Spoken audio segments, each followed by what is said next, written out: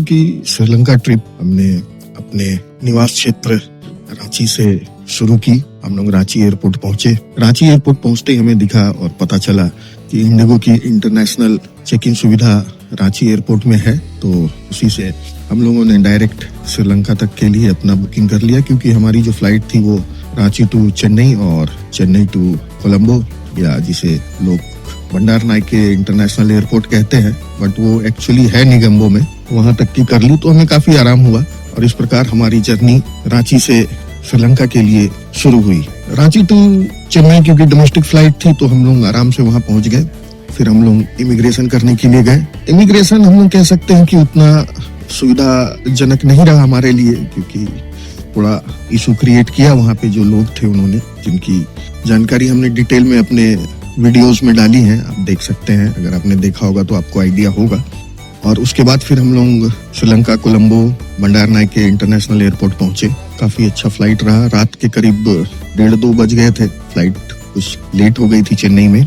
श्रीलंका में हमारा इमिग्रेशन काफी स्मूथ रहा। इंडियंस के लिए बहुत ज्यादा सवाल किया नहीं उन्होंने, और हमने प्रायर ETA ले लिया था। जब हम गए थे, हमने अपनी जर्नी शुरू की थी, तब ETA वापस आ गई थी और वो बिल्कुल फ्री ऑफ चार्ज है। तो इमिग्रेशन ऑफिसर ने हमारा पासपोर्ट लिया सभी का और 1 महीने का हमें एंट्री स्टैंप लगा दिया, और इस प्रकार हमारी एंट्री श्रीलंका में हो गई।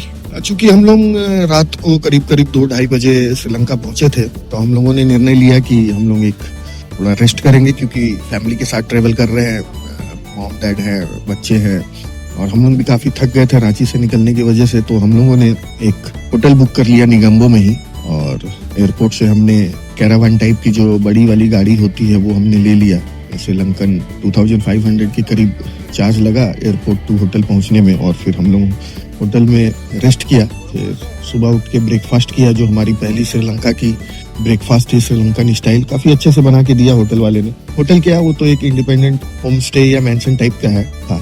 फिर हम लोग ने रेस्ट करके हमारी जो अगली जर्नी थी, हमने सोचा था कि हम लोग डायरेक्ट कलपिटिया जाएंगे, अपनी ट्रिप कलपिटिया से शुरू करेंगे, और चूंकि काफी रात हो गए थे, लोग थक गए थे, इसलिए हमने थोड़ा सा एक हॉल्ट ले लिया वहाँ पे और कलपिटिया के लिए कैरावैन बुक किया। हमने उबर और वहाँ पे जो पिकमी ऐप चलती है वो दोनों देखा हमने। करीब 23,000 श्रीलंकन दिखा रहा था, तो हमने पिकमी से बुक कर लिया।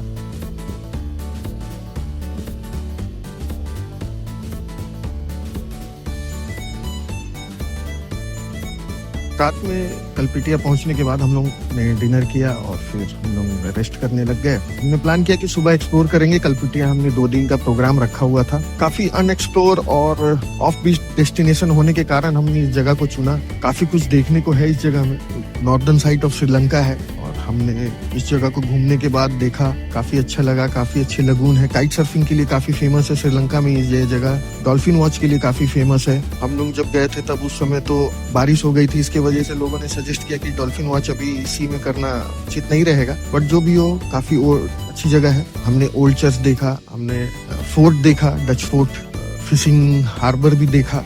बीच के पास तो थे ही हम लोग, तो काफी अच्छी जगह। और हम तो सजेस्ट करेंगे कि श्रीलंका पहुंचने के बाद अगर हो सके तो लोग सीधा एयरपोर्ट से कलपिटिया ही चले जाएं। एक अच्छा ऑफ बीट सा डेस्टिनेशन है, और श्रीलंका की ट्रिप की जर्नी स्टार्ट करने के लिए काफी अच्छी जगह हमें लगी। कलपिटिया की ट्रिप पूरी करने के बाद हम लोग आगे की ओर निकले, और हमने अनुराधापुर का प्रोग्राम बनाया हुआ था, तो वहाँ के लिए हमने अपनी टैक्सी बुलाई। तो हम पहले भी बता चुके हैं कि हम लोग 7 लोग हैं, तो हम लोग एक बड़ा कैरावैन लेते हैं जिसमें 9 लोग और सामान आ सके।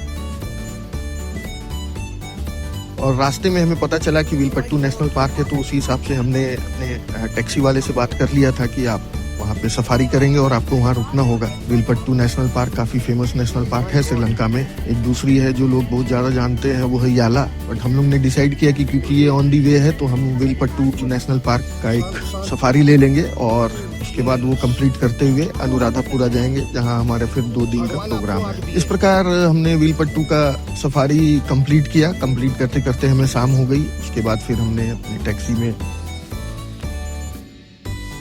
से अनुराधापुरा शाम को पहुंचे। शाम को फिर अगेन काफी बारिश हो रही थी, तो हमने रिलैक्स करना ही सोचा। अनुराधापुरा एक ओल्ड कैपिटल ऑफ श्रीलंका के नाम से जाना जाता है, और काफी बुद्धिस्ट मोनेस्ट्री और स्तूपास के लिए जगह फेमस है। दूसरे दिन हम लोगों ने अपने होम स्टे के द्वारा ही एक ऑटो वाले को बुलवाया और उनसे हमने बात किया कि यहाँ पे जितने भी फेमस स्पॉट्स हैं आप हमें दिखा दीजिए, और इस प्रकार हमने अनुराधापुरा का भी दौरा किया।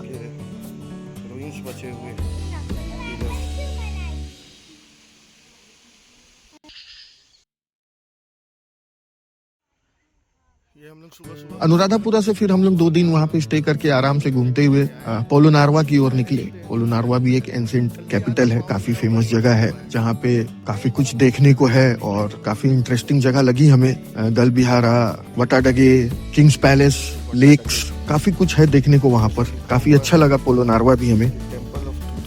ये फोटो आपने सब जगह देखा ही होगा, पूरे श्रीलंका के मैप में रहता है। ये रहा वो बुद्ध भगवान का स्टैचू। एंट्री देखिए कितना सुंदर बनाया हुआ है। पोलोनारवा से हम लोगों ने फिर आगे का सफर जारी किया और हम लोगों ने प्लान किया कि अब हम लोग सिगेरिया और डाम्बुला जाएंगे, और इसी प्रकार फिर हम लोगों ने टैक्सी बुक की पिकमी ऐप से। हम लोगों ने प्लान किया कि हम लोग सीधे पहले डाम्बुला चलते हैं। डाम्बुला ऐसे तो देखा जाए वहाँ पे सिर्फ काफी इम्पोर्टेंट जगह है, तो वो एक है कि डाम्बुला रॉयल केव। तो हम लोग सीधे पोलोनारवा से डाम्बुला गए, जहाँ पे हम लोगों ने रॉयल केव विजिट किया। काफी अच्छा से मेंटेन किया हुआ है इस जगह को, काफी अच्छी ग्राफिटीज है, पेंटिंग्स है और गुफाएं काफी अच्छे से रखी गई है। तो इस प्रकार हम लोग डाम्बुला केव टेम्पल विजिट करके सिगिरिया आ गए, जो कि ज्यादा दूर नहीं है। वहाँ अपने रिसोर्ट पहुंचने में करीब 1 घंटे का समय लगा। सिगिरिया आते आते फिर हमें शाम हो गई, तो हम लोग रिलैक्स करने लगे और हम लोगों ने प्लान किया कि नेक्स्ट दिन सुबह सुबह सिगिरिया रावण की लंका देखने जाएंगे। तो इस प्रकार हमारा प्लान था। सुबह सुबह हम लोग रावण की लंका देखने के लिए सिगिरिया रोड की ओर आगे बढ़े। हम लोगों ने यहाँ पर देखा, काफी अच्छा देखने में ये जगह लगा। तो पता चलता है कि पहले कैसे इन्होंने माउंटेन में गार्डन, वाटर कैनाल सिस्टम और गुफाएं, चट्टाने, किले उस जमाने में बनाई और यहाँ से उस समय के राजा ने राज किया। काफी अच्छा जगह, ऐसे यूनेस्को वर्ल्ड हेरिटेज साइट के अंदर भी आती है और श्रीलंका की काफी फेमस जगह है सिगिरिया। मस्ट विजिट प्लेस को यहाँ आना चाहिए और देखना चाहिए और समझना चाहिए कि यहाँ पे उस जमाने में किस तरह की टेक्नोलॉजी लोग यूज करते थे। सिगिरिया की ट्रिप को हम लोगों ने कंप्लीट करने के बाद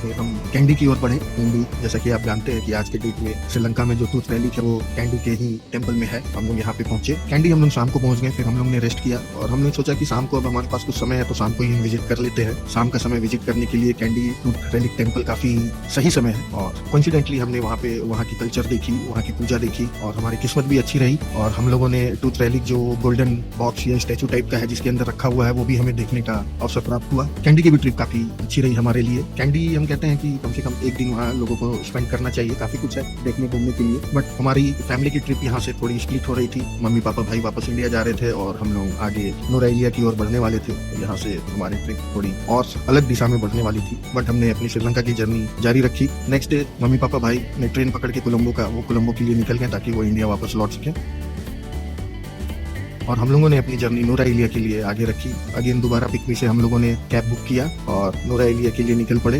काफी अच्छी सीनिक सीन थी रास्ते में, टी गार्डन्स, माउंटेन्स, फॉग, काफी कुछ देखने को मिला। और इस प्रकार फिर हम लोग अपने होम स्टे की ओर पहुंचे जो कि ग्रेगरी लेक से थोड़ी ही दूर पे थी, हिल में। नोराइलिया पहुंचते फिर हम लोगों ने सबसे पहले सीतारामैया टेम्पल की ओर अपना रुक किया, जहाँ पे आज भी कहा जाता है कि हनुमान जी के पाँव के निशान है और ये वही जगह है जिसको हम अशोक वाटिका के नाम से जानते हैं, जहाँ पे सीता माता को रावण ने कैद किया। और हम लोग ने इस जगह को विजिट किया, काफी ही अच्छा लगा हमें क्योंकि हमारी संस्कृति से जुड़ी हुई भी जगह है। उसके बाद फिर हम लोग लोकल मार्केट घूमने निकले। नेक्स्ट दिन सुबह सुबह फिर हम लोगों ने ग्रेगरी लेक का लुत्फ और मजा लिया।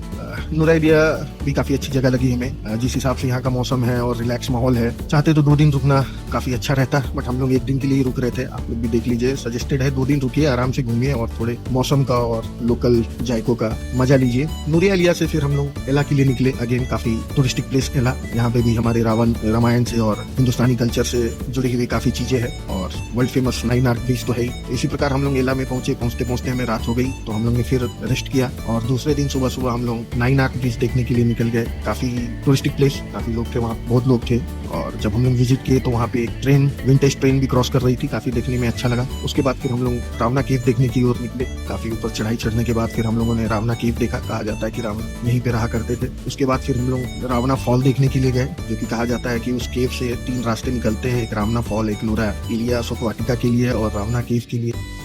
एला की ट्रिप को समाप्त करने के बाद हम श्रीलंका के साउदर्न कोस्टल पार्ट मिरीसा की ओर रवाना हुए। एला से मिरीसा काफी समय लग गया हम लोगों को पहुंचने में, काफी दूर भी है, टैक्सी वाले ने काफी समय लिया। हम लोग सुबह करीब 9 बजे निकल गए थे और पहुंचते पहुंचते हमें 4, साढ़े 4 शाम हो गई। पहुंचने के बाद हम लोगों ने अपना चेक इन किया। उसके बाद तुरंत ही हम लोग मिरीसा बीच की ओर निकल गए, जो हमारे होम स्टे से काफी नजदीक था। काफी एंजॉय किया, काफी अच्छी बीच, काफी मजा आया हम लोगों को। फिर हमने शाम में आके रेस्ट किया। अगले दिन फिर सुबह हम लोग बीच में गए, एंजॉय किए और शाम में वहाँ पे जो कोकोनट ट्री हिल एरिया है वो भी हमने देखा। मिरीसा में भी काफी अच्छी नाइट लाइफ है, काफी अच्छी टूरिस्ट की भीड़ है, काफी एंजॉय करने की जगह है। उसी प्रकार हम लोग ने मिरीसा को भी काफी एंजॉय किया और अभी तक ट्रिप का सबसे मजा हमें मिरीसा में ही आया। मिरीसा में हमारी ट्रिप 2 दिन की थी और हम लोग 2 दिन काफी एंजॉय किए इस जगह को।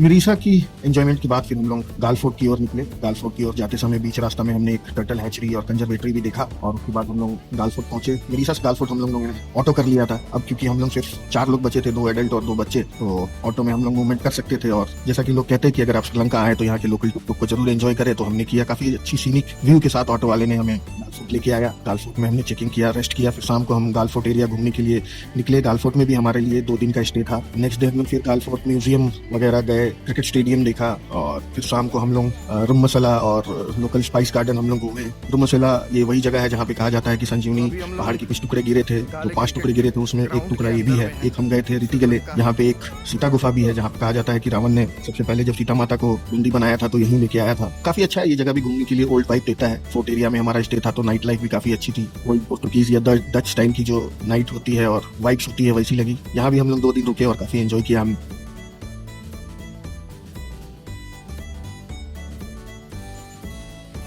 गाल फोर्ट से फिर हम लोग बेंटोटा के लिए निकले। बेंटोटा में भी हमारा जो स्टे है वो बीच के काफी सामने था। यहाँ पे हम लोग कैब करके आए, पिकमी से कैब हमने किया और बेंटोटा पहुंचे। बेंटोटा 1 दिन का स्टे लिया था हमने। शाम को पहुंचे, शाम को ही बीच एरिया में चले गए। उसके बाद फिर हमारी छोटी बेटी का बर्थडे था तो रात में हमने बर्थडे एंजॉय किया। वहाँ पे हम लोगों ने लोकल चिकन खरीद के वहीं के कुछ स्पाइसेस को लेके चिकन वगैरह बनाया और रात को काफी एंजॉय किया। सुबह सुबह हम लोग काफी देर तक रिलैक्स किए। उसके बाद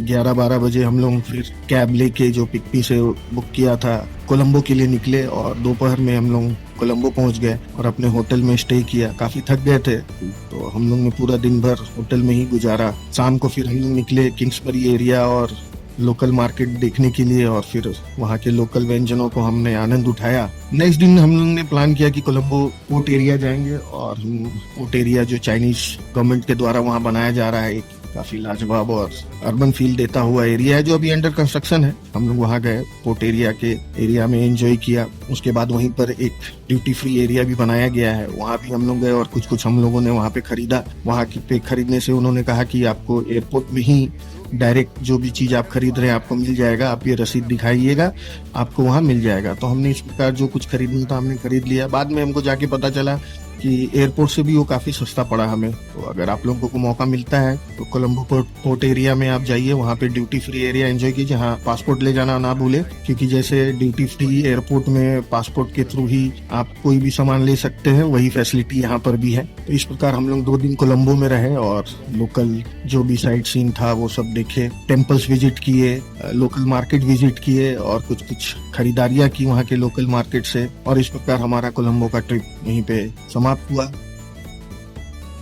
कोलंबो से फिर हम लोग इंडिया वापसी के दौरान, जैसे आपको शुरू में बताया हमने कि वहाँ एयरपोर्ट निगम्बो में है, तो हम लोग निगम्बो की ओर निकले। निगम्बो में हमने 2 दिन का स्टे रखा था। हम लोग ने ये माना कि थोड़ा रिलैक्स करके जाएंगे और जैसा स्टार्टिंग में आप लोगों को बताया, हम लोग निगम्बो में रुके नहीं थे और घूमे भी नहीं थे, तो इसीलिए हमने 2 दिन का स्टे लिया और एक अच्छे से जेट विंग की प्रॉपर्टी में वो स्टे रखा। और उसके बाद फिर हम लोगों ने लोकल निगम्बो एरिया घूमा, जहाँ पे Dutch fort, Dutch churches, canal area, Dutch canal area, मंदिर, जो भी हो सकता है हम लोगों ने घूमा। फिर चूंकि हमारा होटल बीच प्रॉपर्टी था तो बीच में भी काफी एंजॉय किया हमने, काफी रिलैक्स किया। फिर हमने वहाँ पे रात में दिवाली भी मनाई। इस प्रकार हम लोग निगमों में 2 दिन काफी रिलैक्स करने के बाद फिर एयरपोर्ट के लिए निकले और वहाँ से अपने वापसी का फ्लाइट था जो कि एयर इंडिया के साथ था। निगम्बो एयरपोर्ट पहुंचे और वहां से चेन्नई के लिए हम लोग रवाना हो गए। अगेन श्रीलंका की इमिग्रेशन में बहुत कुछ हमसे पूछा नहीं गया, बट हाँ अगेन चेन्नई इमिग्रेशन में लौटने के बाद भी वो लोग काफी मजे ले रहे थे हमारे कि श्रीलंका जैसी जगह में आप लोग 14 दिन 15 दिन घूम के आए, इतना दिन क्यों गए क्या गए, खैर जो भी हो। बट इस प्रकार हमारा ट्रिप कंप्लीट हुआ और हमने काफी एंजॉय किया अपने फैमिली के साथ। तो हम लोग का यही सजेशन रहेगा कि आप लोग भी जब भी जाएं, कहीं भी जाएं, किसी भी देश में जाएं, तो एक अच्छा समय दे। कॉस्ट ऑफ एक्सपेंस भी एवरेज हो जाता है और उसके साथ आप एक अपने पेस में और आराम से उस जगह को एक्सप्लोर कर पाते हैं, जिससे वो ज्यादा हेक्टिक भी नहीं होता है। और चूंकि आप हॉलीडे मूड में हैं तो हॉलीडे मूड का एक मजा मेंटेन रहता है कि आप रिलैक्स भी कर रहे हैं, जगह को एक्सप्लोर भी कर रहे हैं, वहाँ के नए नए चीजों को देख भी रहे हैं और साथ ही आप थक भी नहीं रहे हैं क्योंकि आप फैमिली के साथ ट्रेवल कर रहे हैं और अपना कॉस्टिंग उसी हिसाब से आप बचा भी रहे हैं। तो इस प्रकार हमने इस देश को काफी अच्छे से एक्सप्लोर किया, धीरे धीरे किया, आराम से किया, फैमिली के साथ किया और काफी मजा आया हमें। सुबह का नाश्ता है ना, इसको ये क्या बोला था ये वाला यहाँ का लोकल जो है, कुछ तो बोला था, नाम भूल गए। सुबह सुबह का ब्रेकफास्ट वो रहने वाले लेडी बड़ा अच्छा से बनाई, लेकिन एकदम सुबह सुबह उठ के। और ये है एग कड़ी, इतना। ये है नारियल का, नारियल और प्याज और ये मिक्स करके चिली का वो सूखा होता है। अनुराधापुरा का नाश्ता का ये सेट डोसा, ये ब्रेड और इसके साथ यहाँ दाल चलता है ना, यहाँ सांभर नहीं चलता है। दाल दिया है और ये है नारियल चटनी। सब चकाचक, सब सुबह सुबह ब्रेकफास्ट कर रहा है अनुराधापुरे में। कैसा है नाश्ता है? पोलनारू में हम लोग का आज का ब्रेकफास्ट, अंडा बड़ा मस्त लग रहा है और मक्खन तो यही है, जैम है ये। हाँ, जैम और यहाँ पे इसके साथ दाल, स्ट्रिंग हॉपर। दाल स्ट्रिंग हॉपर क्या होता है ये? इसी को बोलता है, इडियप्पम को यहाँ पे स्ट्रिंग हॉपर बोलते हैं। ओ ब्रेकफास्ट और इसको रोटी बोलता है, रोटी। लिट्टी तो रोटी। लिट्टी है ये। डोसा है जैसा है। वाह, रोटी दाल। वाह। नहीं हम बोले कि तुम रोज ये लोग बच्चा लोग हैं भाई, अब तेजी क्यों नहीं आ रहा है? एग्जाम को दिख रहा है। अरे बोलिए। ये क्या दिया है? Coffee milk? नहीं तो पता नहीं क्या है। कैसा लग रहा है? अच्छा लग रहा है। और यही है रोटी यहाँ का। कैसा है ये? कोकोनट रोटी। पापा को दो, लीजिए कोकोनट रोटी खाइए। देखते हैं क्या खाइए, उसमें प्लेट हटाएं। हाँ हम खा रहे हैं। तो भाप दिए, इसे न खाएंगे। रात का डिनर।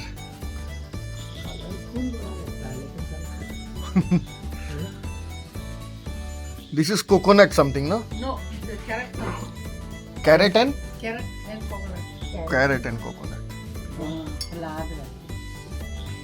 थोड़ा सलाद का combination इसका लग रहा है। मुझे पहले मम्मी जी को पूरा सर्व कर ही देते हैं सब चीज। हाँ, साइड में बस उनका।